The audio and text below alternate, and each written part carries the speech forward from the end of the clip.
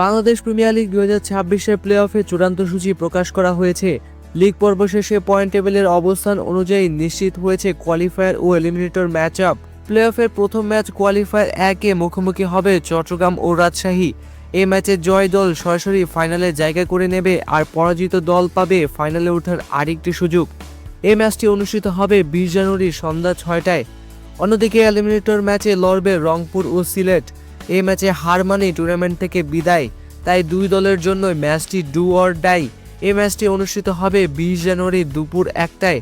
তারপর কোয়ালিফায়ার 2 অনুষ্ঠিত হবে 21 জানুয়ারি সন্ধ্যা 6টায় এবং ফাইনাল অনুষ্ঠিত হবে 23 জানুয়ারি সন্ধ্যা 7টায়। গ্রুপ পর্বের খেলা শেষে পয়েন্ট টেবিলের সবার শীর্ষে আছে রাজশাহী ওরিয়র্স, 10 ম্যাচে দলটির পয়েন্ট 16। তৃতীয় স্থানে থাকা রংপুর রাইডার্সের পয়েন্ট 12 এবং চতুর্থ স্থানে থাকা সিলেট টাইটান্সের পয়েন্ট 10।